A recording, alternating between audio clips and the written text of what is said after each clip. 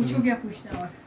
Ma'am अगर husband wife है, वो 1 साल 2 साल साथ में रह रहे हैं, तो मैम मुझे ऐसा लगता है कि अगर आपस में ऐसा लग रहा है उन दोनों को कि वो उन दोनों के विचार नहीं मिल रहे हैं, या वो फ्यूचर में तो साथ नहीं रह पाएंगे, या लड़ाई झगड़े तो हमें पता चल जाता है 6-7 महीने में एक दूसरे के साथ लगे कि कैसा बिहेवियर है, हम साथ में रह पाएंगे या नहीं रह पाएंगे।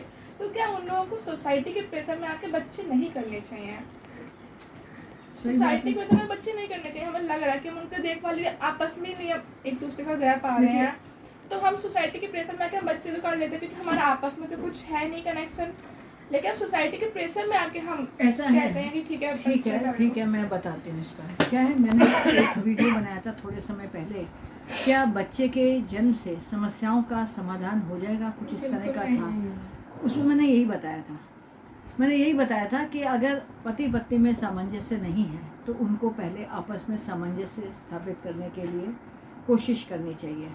कुछ मुद्दों पे डिफरेंस हो सकता है और उनको सुलझा के किसी नतीजे पे पहुंच के जीवन की गाड़ी बड़ी अच्छी चल सकती है। लेकिन होता क्या है, इन पे कोई कोशिश नहीं करता, कोई कोशिश ही नहीं करता कि नहीं हमें जीवन की गाड़ी को अच्छे से चलाना है। वो अपनी बात को जिद बना के अड़ के ज़िंदगी ख़राब करते हैं, लड़ते झगड़ते हैं। मान लो इसमें छोटी सा मैं एक उदाहरण देती हूँ। अगर पति और पत्नी दो अलग अलग जगह से आए, दोनों के परिवेश में अंतर है। एक व्यक्ति को बहुत घूमना पसंद है, एक को घूमना पसंद नहीं है। अब वो हर जगह कहेगा चलो आज यहाँ चलो, वहाँ कहेगा मुझे तो नहीं जाना। झगड़े का कारण हो सकता है। ऐसे में दोनों को ही एक मिडिल पाथ अपनाना चाहिए कि ठीक है तुम्हें नहीं पसंद तो थोड़ा सा मैं कम जाऊँगा, थोड़ा सा तुम जाओ मेरे साथ चलो। अब उसमें आप फिक्स कर सकते हैं, ठीक है एक संडे हम घर रहेंगे, एक संडे बाहर जाया करेंगे। अगर इस तरह के हर मुद्दों का समाधान निकाल लिया जाए तो समस्या का समाधान हो सकता है, चाहे समस्या कोई भी हो।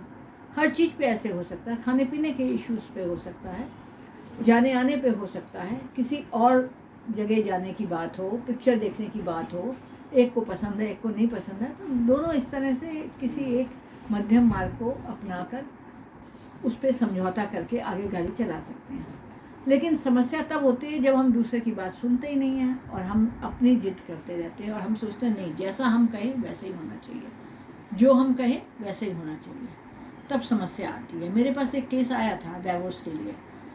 उसमें यही हुआ था, पति पत्नी में बहुत झगड़ा था। दोनों से हमने बात की, दोनों अपना बातें करने लगे, इसी ऐसा करता वो ऐसा करता, बहुत सारी उन्होंने दूसरों में शॉर्टकमिंग निकाली, एक दूसरे पर आरोप प्रत्यारोप लगाए। फिर हमने एक एक को कहा अलग से बात सुनते हैं। तो जो अलग से बात हमने उनसे की तो उसमें पता चला जो पत्नी थी उसका स्वभाव ऐसा था कि अगर उसकी ज़रा से भी बात ना मानी जाए तो वो आग बबूला हो जाती थी और वो झगड़ा करती थी। अपनी बात मनवा के ही आराम से बैठती थी, नहीं तो वो तब तक उसका जीना मुश्किल कर देती थी। ऐसी परिस्थिति में जाहिर है पति के लिए भी बड़ी समस्या है। ऐसे व्यक्ति के संग कैसे रहोगे आप, जो हर समय जिद करे और जिद के सिवा कुछ ना करे और अपनी बात मनवाए और दूसरे की सुने नहीं। जाहिर है जहाँ ऐसी परिस्थितियाँ हों और अगला इंसान उसको सुनने को और समझने को और ठीक करने को तैयार ना हो, अपने को सुधारने को तैयार ना हो, तो गाड़ी नहीं चल सकती है। अब ऐसी स्थिति में अगर गाड़ी लगता है नहीं चल सकती है और वो अपने आप को ठीक भी नहीं कर पा रही है और मान भी नहीं पा रही है, तो बेहतर है दोनों को अपने अपने रास्ते अलग कर लेने चाहिए। और जब तक आपस में सामंजस्य ना हो तब तक उनको बच्चे के बारे में सोचना भी नहीं चाहिए। लेकिन होता ही है, शादी होती है कोई सोचता ही नहीं है, कोई प्लानिंग तो करता ही नहीं है कि हमारा अपना सामंजस्य आपस में हो जाएगा तब हम आगे सोचें परिवार बढ़ाने की। नहीं, वो तो ऐसे ही बढ़ जाता है और कुछ बिना सोचे समझे और फिर समस्याओं को जन्म देता है। तो ये इस तरह की बातें हैं जिन पे ध्यान रखने की ज़रूरत है। और फिर जाहिर है जब ध्यान रखा जाएगा तो समस्याओं का समाधान होगा।